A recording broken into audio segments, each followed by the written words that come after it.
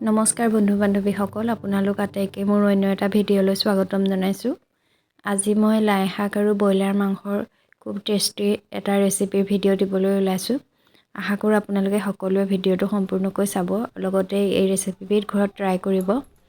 তাৰ বাবে চাওক, ইয়াত 4টা সৰু চাইজৰ পিঁয়াজ কাটি লৈছোঁ, 2টা কেঁচা জলকীয়া, এইফালে মাংসখিনি বইল কৰি ল'লোঁ। এয়া 2টা আলু। ব্ৰইলাৰ মাংস আমি সাধাৰণতে ঘৰত খালে অলপ গৰম পানী দি তিয়াই থওঁ, নহ'লে অলপ বইল কৰি লওঁ, 2-3 মিনিট সময় বইল কৰি লওঁ। এইখিনিও তেনেদৰে কাঢ়ি বইল কৰি ৰাখিছিলোঁ যাতে অপকাৰ নকৰে। আৰু এয়া আদা, নহৰু, পিঁয়াজ আৰু জলকীয়াৰ পেষ্ট বনাই ল'লোঁ। এইফালে কেৰাহীখন গৰম কৰি তাতে অকণমান তেল দিছোঁ। তেলখিনি এতিয়া গৰম হ'বলৈ দিম।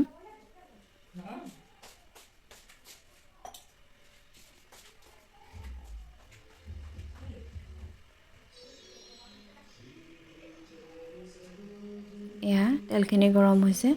মই ইয়াত এতিয়া আদা নহৰুৰ পেষ্টটো দি দিছোঁ।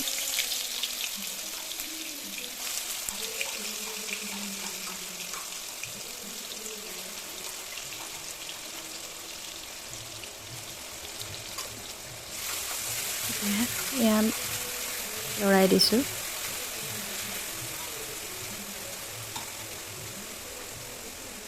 ইয়াতে মই এতিয়া অকণমান হালধি দিম, তেতিয়া কালাৰটো খুব ভাল আহে।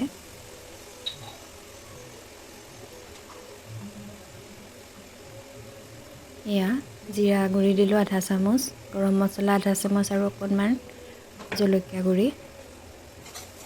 এইখিনি দিয়াৰ পিছত পুনৰ লৰাই দিলোঁ ভালদৰে।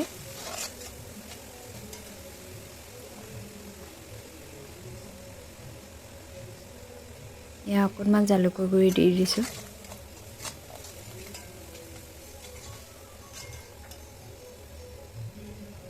এইখিনি ইতিমধ্যে ভজা হৈ গৈছে। ইয়াতে এতিয়া মই মাংসখিনি দি দিছোঁ।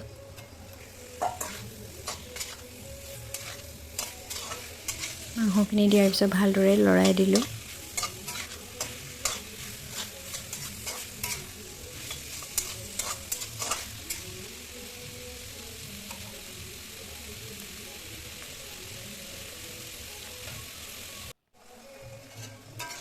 এয়া তেনেদৰে 3-4 মিনিট সময় এইখিনি ভাজি লোৱাৰ পিছত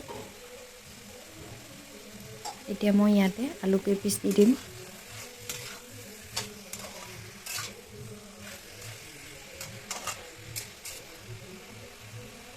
আলু কেইপিচ দিয়াৰ পিছত পুনৰ এবাৰ লৰাই দিলোঁ। আৰু এতিয়া সোৱাদ অনুসৰি অকণমান নিমখ দিম। এয়া নিমখখিনি দিয়াৰ পিছত পুনৰ লৰাই দিছোঁ।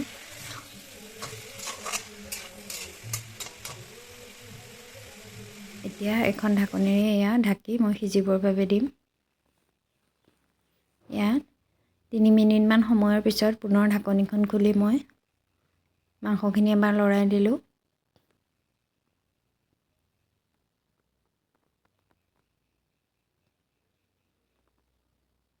এতিয়া মই লাই পাত কাটি থৈছোঁ টুকুৰা টুকুৰি কৰি, সেইখিনি দি দিছোঁ। আপোনালোকে অৱশ্যে লাই পাতৰ টুকুৰাবোৰ ডাঙৰ ডাঙৰ কৰিও দিব পাৰে, তেতিয়াও খাবলৈ ভাল লাগে। মই কিন্তু আজি অলপ সৰু টুকুৰা কৰি দিছোঁ।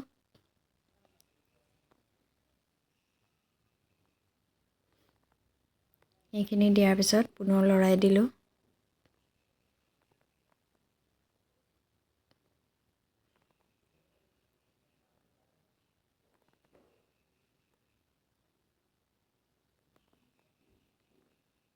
এতিয়া পুনৰ ঢাকি সিজিবৰ বাবে এনেদৰে 5 মিনিটমান সময় ৰাখিলোঁ। 5 মিনিটৰ পিছত পুনৰ ঢাকনিখন খুলি এয়া চাওক, অকণমান মই ইয়াতে পানী দি দিছোঁ। চাওক কিমান ধুনীয়া কালাৰ আহিছে। এনেদৰে খাবলৈ খুবেই টেষ্টি হয়, আপোনালোকেও বনাই খাই চাবচোন। এতিয়া এখন ঢাকনিৰে ঢাকি দিলোঁ।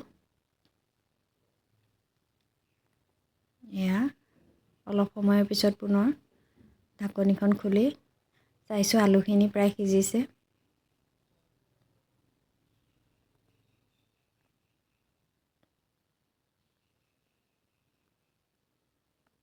পুনৰ আৰু 3 মিনিট সময় ঢাকি এইখিনি সিজিব দিলোঁ 3 মিনিটৰ পিছত চাওক এয়া পানীখিনি ইতিমধ্যে শুকাই গৈছে আৰু মই ইয়াতে কেইটামান কেঁচা ধনিয়া পাত কাটি দিছোঁ আজি মোৰ লাই আৰু ব্ৰইলাৰ ৰেচিপি ৰেডি হৈ গ'ল আশা কৰোঁ আপোনালোকো এনেদৰে বনাই খাই চাব আৰু লগতে মোৰ চেনেলটো লাইক কমেণ্ট আৰু ছাবস্ক্ৰাইব কৰিবলৈ নাপাহৰিব থেংক ইউ